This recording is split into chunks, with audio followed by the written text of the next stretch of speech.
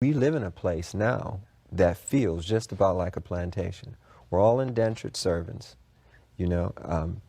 When I found out there were 8 presidents before George Washington, I wanted to smack somebody.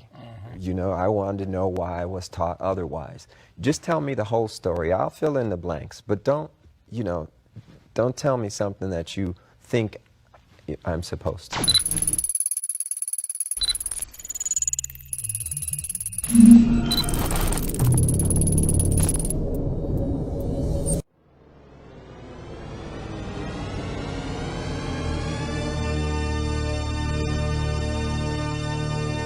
You can't handle the truth!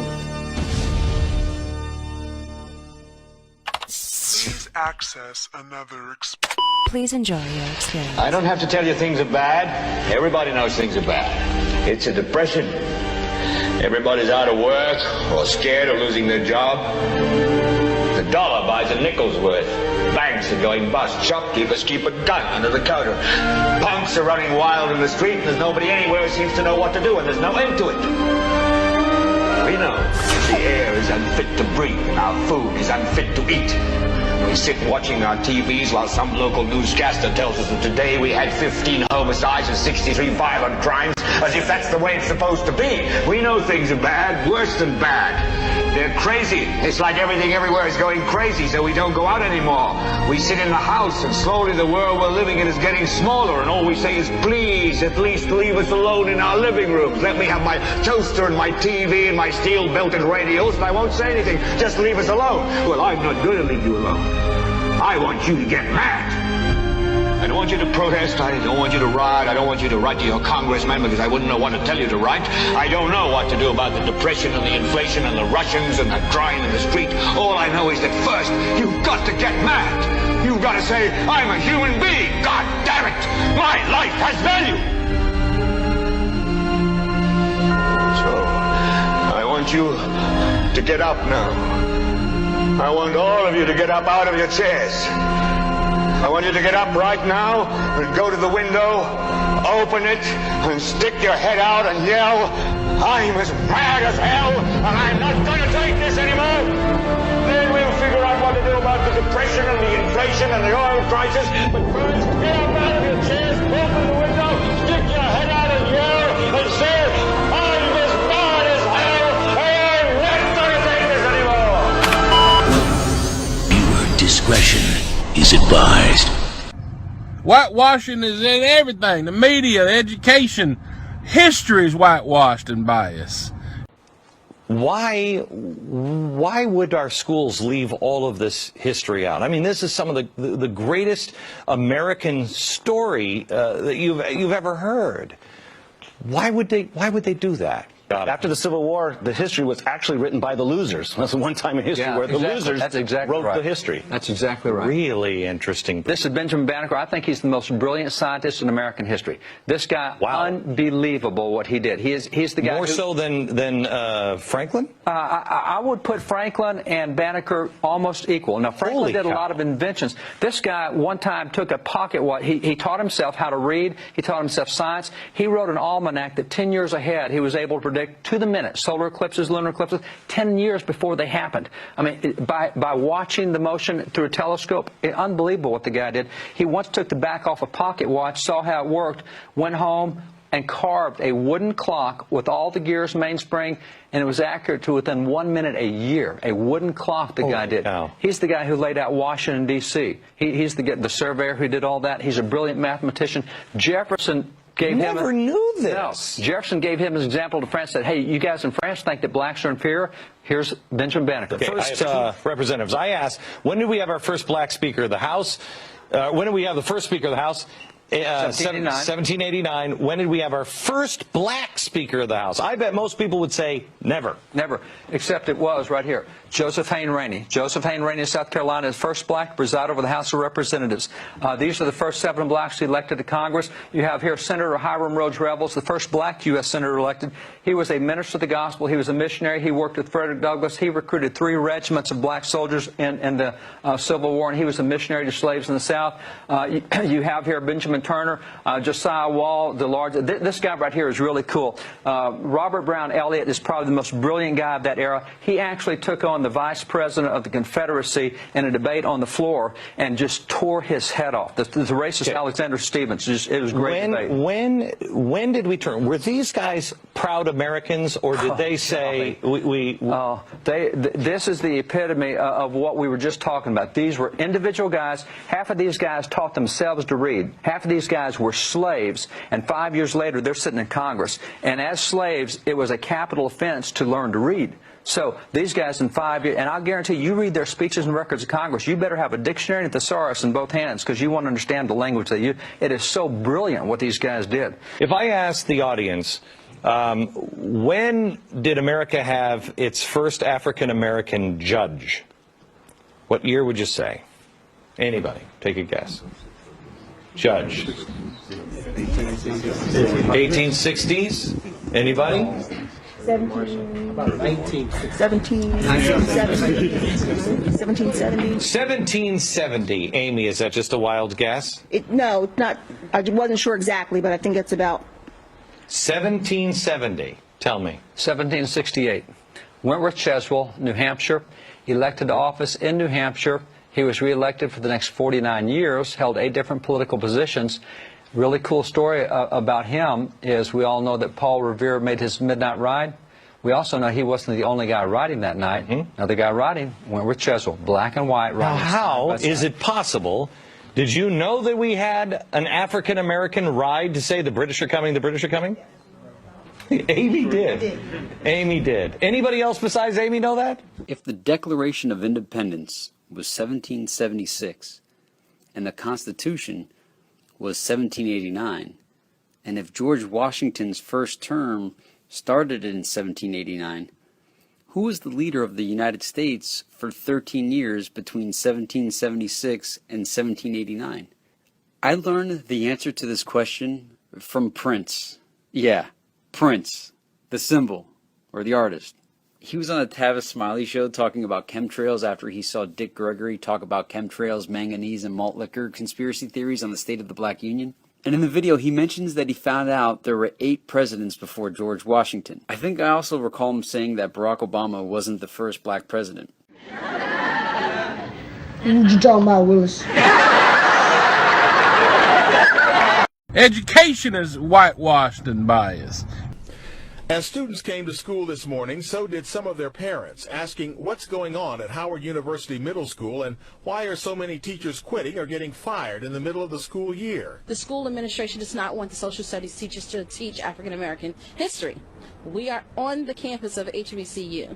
We need to know our culture. The school is 90% African American. So far, we've not reached any of the teachers, nor has the principal responded to our messages. And they were all escorted out by police officers because they were trying to teach us things about our African heritage and stuff like that. Entertainment is whitewashed and biased. So what is it that stops so many white people from wanting to change their hearts in regards to race and wanting to see the reality and come out of denial? What is it that keeps us stuck right there in that comfortable position of untruth? Well, I think part of it is fear. Another part of it is greed. Greed in that we don't want to lose dominance. We don't want to lose power. We don't want to lose privileges. We don't want to lose benefits that the system of white supremacy has created here in America for white people. We don't want to lose none of it. We're scared. We're scared of black retribution. We're scared of black vengeance. We're scared shitless, and we always have been. Okay, all of y'all don't need to jump on him. All of y'all don't need to jump on him. It don't take that many people. No, fuck that. I am not going to be quiet.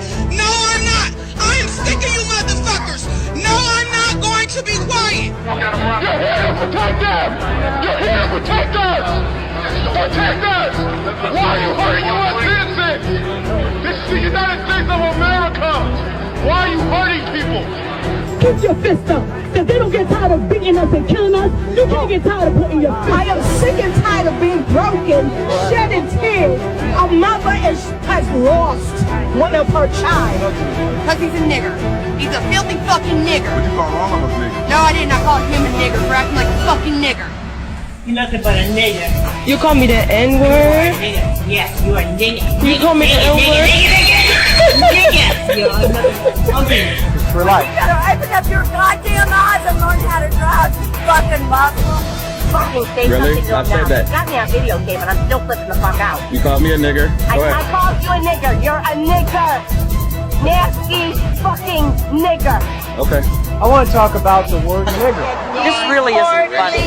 It's our country and our sovereignty. This has nothing to do with you now. It has something to do with losing our country.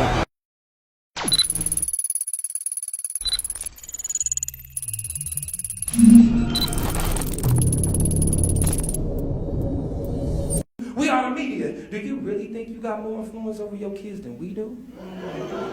Well, if that's true, where were you? The very moment he flipped the switch on being a free mister to an incarcerated nigga that knows how to swish and he's still watching me. He can't wait to recess so he can reassess these episodes I got for him this fall season. You should see, son, the bricks of episodes we chopped up with coonery so fine as powder fire. So roll up your TV down and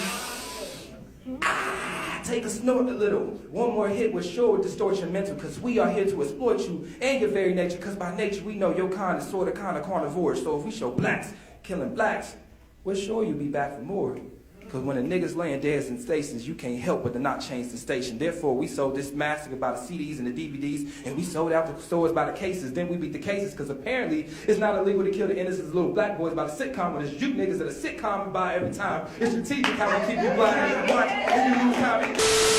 They're getting into the minds of black children, because when you get them young, they will do all the self-destruction on their own. You don't have to control them when they get older. They will self-destruct and bring everything down themselves. The basketball wives. We do anything to control your lives. Serve you up a platter of ratchet girlfriends and ratchet jump off just to keep you laughing. All the while you don't notice that your daughter's dreams of ever being somebody's wife is cast off. Slave trading. But who can blame her? When we have manipulated the meaning of media so much, she actually thinks there's more glory in becoming somebody's main chick, just as long as it's a powerful man that claims her. We will destroy her for our ratings. But it's not our fault. You niggas won't change the station.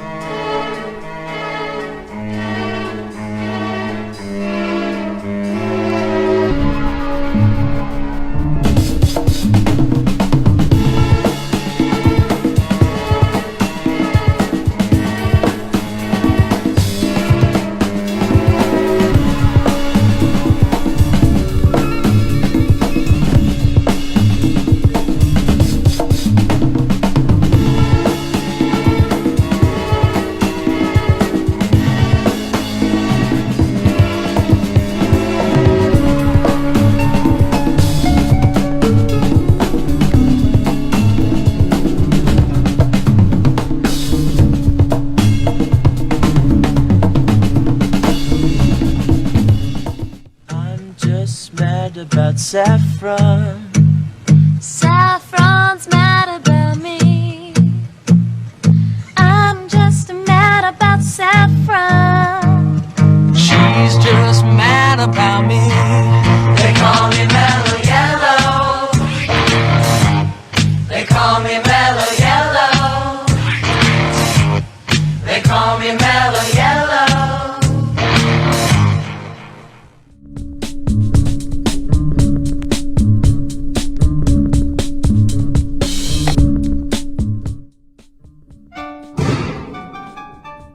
What's in the bag? Lunch.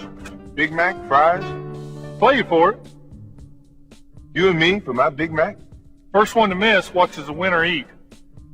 No dunking.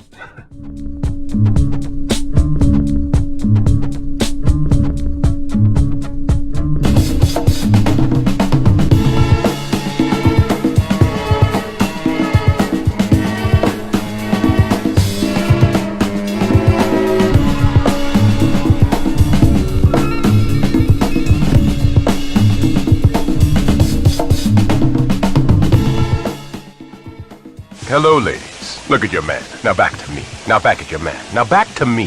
Sadly, he isn't me.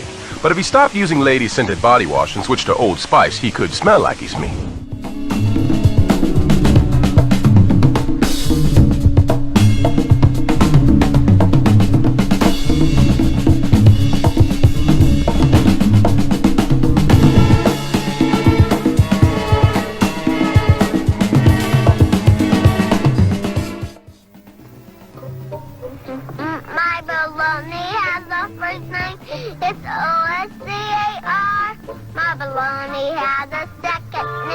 M-A-Y-E-R.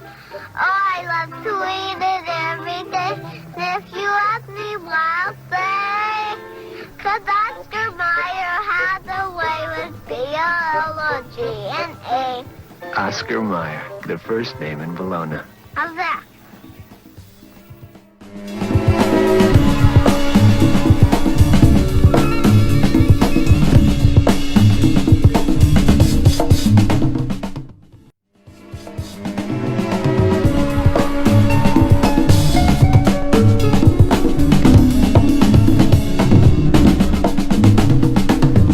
Entertainment to thousands of people. Through its magic, we are able to enjoy a combination of the radio, motion pictures, and the stage, right in the comfort of our own homes, simply by pushing a button and turning a dial. These cells with their electrical charges are scanned by a stream of electrons, completing 30 pictures a second.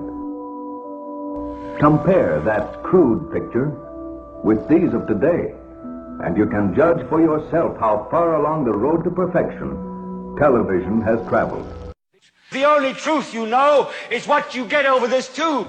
Right now, there is an entire generation that never knew anything that didn't come out of this tube. This tube is the gospel, the ultimate revelation. This tube can make or break presidents, popes, prime ministers. This tube is the most awesome goddamn force in the whole godless world. So if you want the truth, go to God. Go to your gurus. Go to yourselves, because that's the only place you're ever going to find any real truth. But man, you're never going to get any truth from us. We deal in illusions, man. None of it is true. But you people sit there day after day, night after night, all ages, colors, creeds. We're all you know. You're beginning to believe the illusions we're spinning here. You're beginning to think that the tube is reality and that your own lives are unreal. You do whatever the tube tells you. You dress like the tube. You eat like the tube. You raise your children like the tube. You even think like the tube. This is mass madness, you maniacs. In God's name, you people are the real thing. We are the illusion.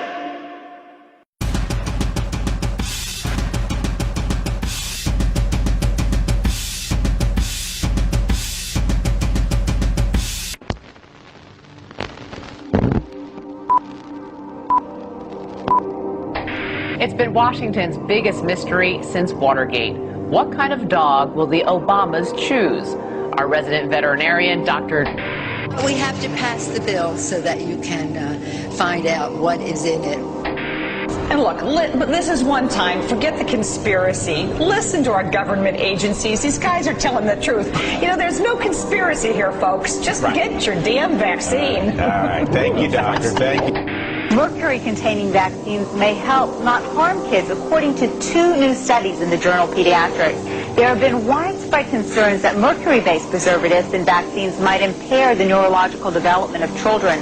These new studies suggest that the opposite, that the preservatives may actually be associated with improved behavior and mental performance. I think people should be careful what they wish for on China. You know, if China were to revalue its currency, or China is to start making, say, toys that don't have lead in them or food that isn't poisonous, their costs of production are going to go up, and that means prices at Walmart here in the United States are going to go up too. So I would say China is our greatest friend right now. They're keeping prices low, and they're keeping prices for... Today, 6 corporations control all major media in the United States, including the principal television networks. These 6 corporate entities, in turn, control the information being broadcast on a daily basis. The average American adult watches more than 4 hours of television each day. The constant flow of entertainment, news, and information that is consumed by the American public shapes their perception of the reality in which they live. By controlling the dissemination of information, broadcasters and their corporate heads are able to control the masses. The constant, carefully shaped messages on television guide the public to predetermined conclusions. Therefore, TV has become a weapon of mass persuasion.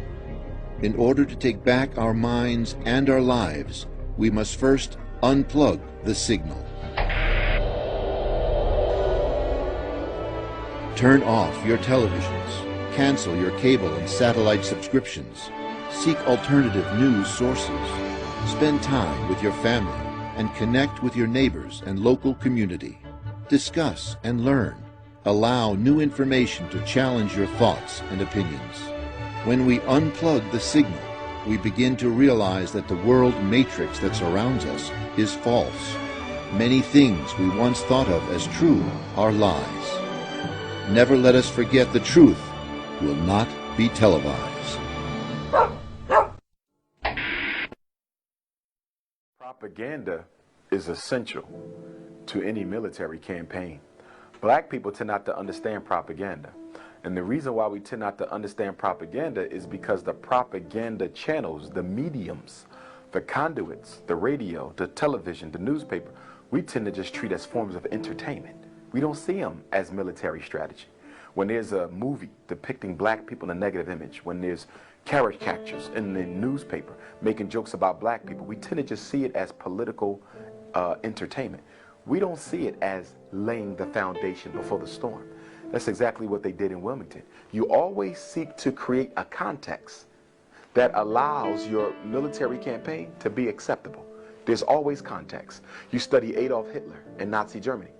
He had a propaganda campaign that lasted over a year before he began to physically oppress the Jews. He had to make sure that the national mindset had been conditioned to accept the extermination to come. In Wilmington, North Carolina, the same exact thing happened years before Nazi Germany. Through the magazines, through the radio, through word of mouth, through stage play, they created negative images of black people in the minds of white folk in case there were any liberals who would have been against what they were going to do. They were slowly able to reform their opinion by constantly repeating negative information about the target population. See, the one thing about the brain that we got to understand is the creature of repetition.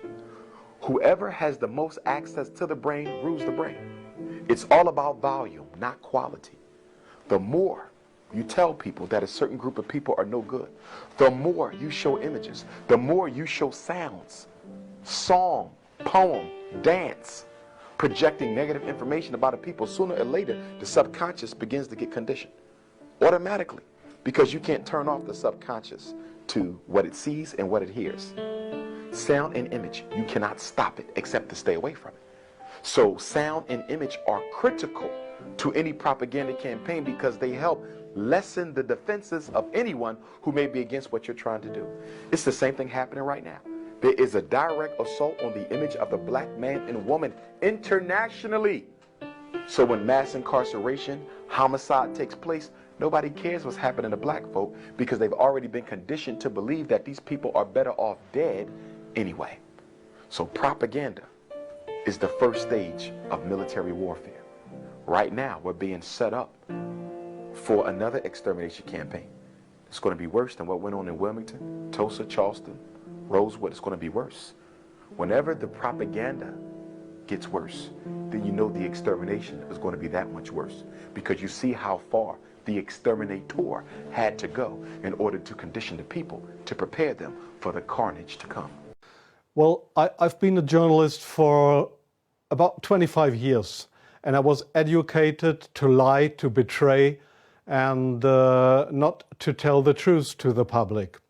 But seeing right now, within the last months, how far how the German and American media tries to bring war to the people in Europe, to bring war to Russia, This is a point of no return, and I'm going to stand up and say it is not right what I have done in the past, to manipulate people, to make propaganda against Russia, and it is not right what my colleagues do and have done in the past, because they are bribed to betray the people, not only in Germany, all over Europe. The reason writing this book was that I am very fearful of a new war in Europe, and I don't like to have this situation again, because war is never coming from itself. There is always people behind it to push for war. And this is not only politicians, this is journalists too. And I just have written in the book how we have betrayed in the past our readers just to push for war, and because I don't want this anymore. I'm fed up with this propaganda. We live in a banana republic and not in a democratic country where we have press freedom, where we have human rights. If you see the German media, especially my colleagues who day by day write against the Russians, who are in transatlantic organizations and who are supported by the United States to do so, well, people like me, I became an honorary citizen of the state of Oklahoma in the United States. Just why? Just because I write pro-American. I wrote pro-American. I was supported by the Central Intelligence Agency, by the CIA. Why? Because I should be pro-American. I'm fed up with it. I don't want to do it anymore. And so I've just written a book not to earn money. No, it will cause a lot of trouble for me, just to give the people in this country, in Germany, in Europe, and all over the world, just to give them a glimpse of a view what goes up behind the closed doors. Newspapers, magazines, radio stations, TV stations, they are all members or guests of those big transatlantic organizations. And there, in these transatlantic organizations, you are approached to be pro-American, and there is nobody coming to you and saying, well, we are the Central Intelligence Agency, would you like to work for us? No, this is not the case how it happens. What they do, these transatlantic organizations, is they invite you for seeing the United States. They pay for that, they pay all your expenses and everything. So you are bribed, you get more and more corrupt because they make you good contacts. You won't know that those good contacts are, let's say, non-official covers, or officially people working for Central Intelligence Agency or other American agencies. So you make friends. You think they are friends, and you cooperate with them. They ask you, well, could you do me this favor? Could you do me that favor?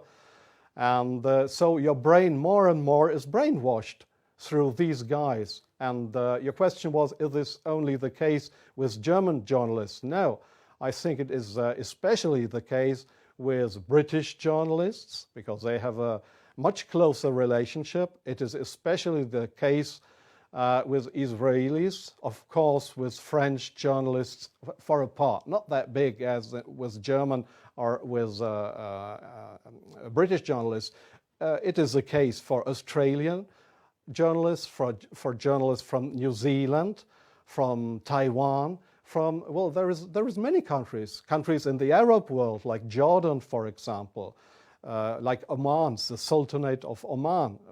There is many countries where this happens, where you find people to claim they are respected journalists, but if you look behind them, you'll find they are puppets on a string of the Central Intelligence Agency. I'm sorry in interrupting you. I'll give you one example. Sometimes the intelligence agencies, they come to your office and want you to write an article. I give you an example not from strange other journalists, from me myself. I've just forgotten the year. I just remember that the German Foreign Intelligence, Bundesnachrichtendienst, it is just a sister organization of the Central Intelligence Agency. It was founded by the American Intelligence Agency. So one day, the BND, this German Foreign Intelligence Agency, came to my office at the Frankfurter Allgemeine in Frankfurt. And they wanted me to write an article about Libya and about Colonel Muammar Gaddafi. I had absolutely no secret informations regarding Colonel Muammar Gaddafi and Libya. But they gave me all these secret informations, and they just wanted me to write, to sign the article with my name. I did that, but it was an article that was published in the Frankfurter Allgemeine that originally came from the Bundesnachrichtendienst, from the German Foreign Intelligence Agency. So do you really think that this is journalism, intelligence agencies writing articles? Oh yes, that article, I have reprinted it partly in my book. That article was how Libya and Colonel Muammar Gaddafi, how he secretly tried to build a poison gas factory, I think in Rabta was the name, yeah. And I got all those information. It was a story that was printed worldwide 2 days later. But I had no information on that. It was the intelligence agencies that wanted me to write this article.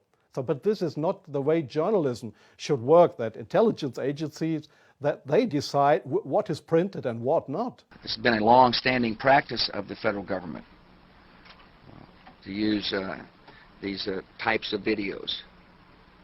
Agricultural Department, as I understand, has been using these videos for a long period of time. The Defense Department, other departments have been doing so. It's important that they be based upon the guidelines set out by the Justice Department. Now, I think it'd be helpful if local stations then disclose to their viewers if that's, that this was based upon a factual report and they chose to use it. But evidently in some cases that's not the case. So anyway. To guarantee that's happening by including that language in the prepackaged report. Yeah, I don't, look, oh, you mean a disclosure on George W. Bush and I? Well, some way to make sure it couldn't air without the disclosure that you believe is so vital. Ken, I mean, there's a procedure that we're going to follow, and the local stations ought to, if there's a deep concern about that, ought to tell their viewers what they're watching.